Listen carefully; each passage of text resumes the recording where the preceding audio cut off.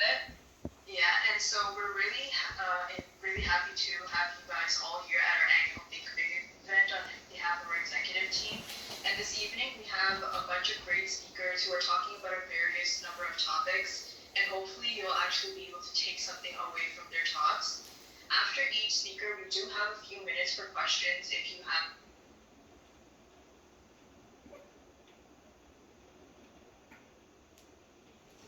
Something that muted accidentally, but we would like to encourage everyone to turn on their cameras if they feel comfortable to do so. We are recording the speeches, but only the speakers themselves will be recorded, so don't feel like you shouldn't feel uncomfortable about that. With that being said, I am pleased to introduce our first speaker, Eric Mental. So Eric is a post-grad history student. His personal focus is on entrepreneurship and mental health, positive mindset development. He runs an online health and wellness business where he focuses on helping people to create the best versions of themselves, both physically and mentally, in order to help them achieve greater success in all areas of their life. His talk is titled "Today's Trauma is Tomorrow's Success," and without further ado, I welcome Eric to the stage. It's such a privilege to be able to talk with you today. I remember writing this goal down 5 years ago. It was a goal I never thought I'd achieve, although I used to wonder, if I ever did get the chance to talk, what was I going to talk about? And along the way, my story found me, although I almost wasn't alive to tell it.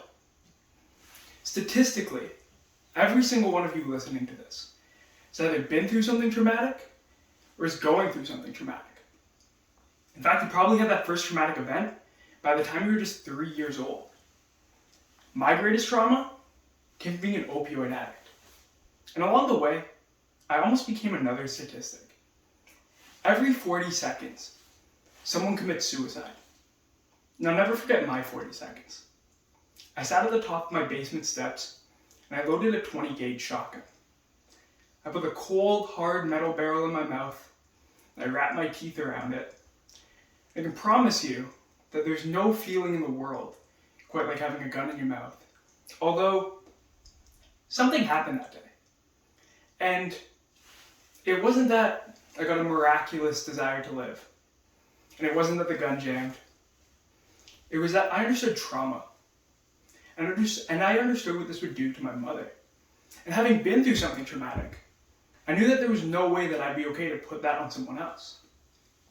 The thing about trauma is that it's simply the worst pain that someone's ever experienced. And that's why I can compare being an addict to losing a loved one, to a nasty breakup, a bad car accident, or a pandemic, or even something as extreme as surviving the Holocaust. And even though the cause of trauma can vary wildly, typically the result is the same. It creates depression, a deep-rooted pain inside the person that corrodes them from the inside out, taking with it everything that they love and care about. Although, there's a really good analogy on this. A man and a boy sit down by a fire. The man says to the boy, "There's a war raging within me, within you, and within every single one of us. This war is between two wolves. One is dark, vicious, aggressive, evil. Its name is depression. The other, loving, caring, courageous, hopeful. Its name is joy." The boy looks at the man and asks him, "Which wolf will win?" To which the man replies, "The one that you feed." Someone suffering through depression has this fight every single day, except they tend to feed the wolf that's evil and mean. And in the process, they destroy who they are inside. Although it doesn't help that our society's advice around depression tends to be things such as, "Get over it, you're fine, you're overreacting." People urge depressed people to simply be happy, although that's simply not possible most of the time. The reason for that is that emotions exist on a scale. Depression is down here at the bottom and joy is up at the top. And between these two, there are 26 different emotions. So how can we help someone who's depressed start reaching for better emotions? Well, we simply need to encourage them to reach for the best emotion that they can right now. And that might be anger. That might be sadness. Maybe pessimism. Or even frustration.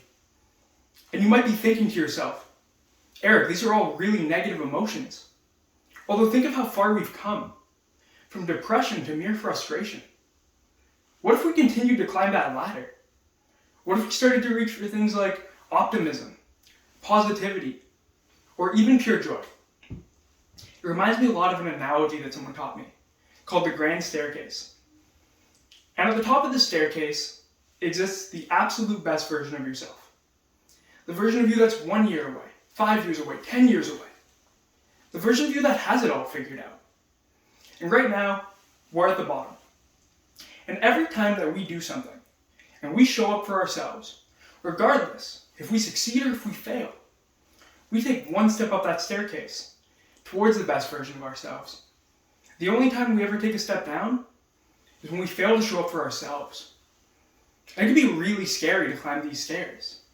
In fact, I'd say there's going to be more days than not where you're terrified and you want to do nothing. Although the mark of courage doesn't come from not being afraid. It comes from being afraid and deciding to act anyways. Teddy Roosevelt said it best. In order to create the better you, you simply have to push past your fears. If you can push past your fears daily, only then will you be able to create a free version of yourself.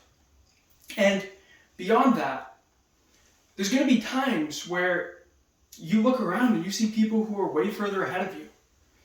You're going to look around and you're going to judge yourself and you're going to think that you're not far enough along up your staircase. Although life is like a bag of popcorn. When you put that bag into the microwave, some kernels pop right away. Others take more time. It doesn't mean that they're not going to pop. You simply have to keep trying, keep taking steps towards climbing the top of that staircase. And I urge you to think about what it'll look like one day when you finally do reach the top and you get to inspire others to climb up with you. I can tell you personally that this terrifies me. Although I know I have to do it to climb up my staircase. And there's going to be a lot of things along the way that scare you. There's going to be a lot of things you might not want to do. And those are the most important things you could ever do. The second most important thing is realizing that you're making progress. Because sometimes it's hard to see progress. Although one day you'll look in the mirror and you'll be there. So I leave you with just one question. If you're on the staircase right now climbing towards the top, what are you going to do about it? Thank you. Thank you, Eric. That was very, very helpful. And I loved your analogy about popcorn. You're getting a bunch of claps. So now I open the floor to questions for the rest of our guests. So you can use either the raise hand function or type your questions in the chat, and then we will call upon you.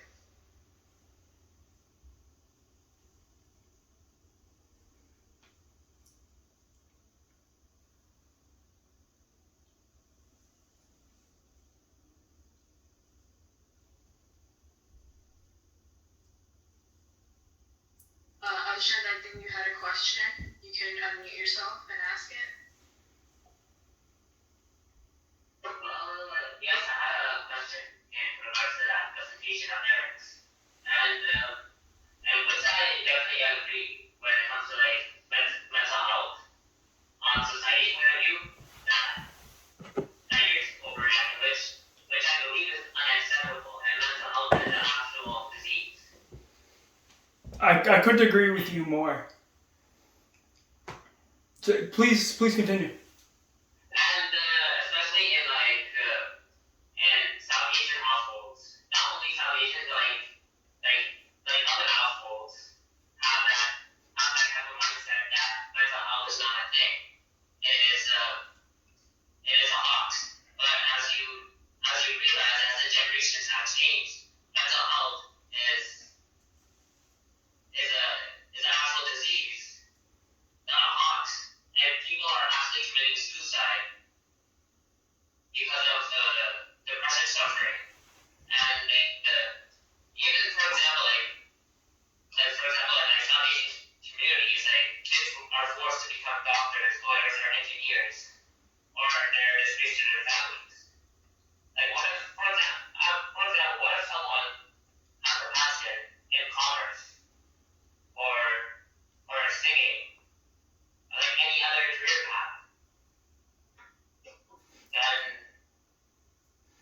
what? And in some cases,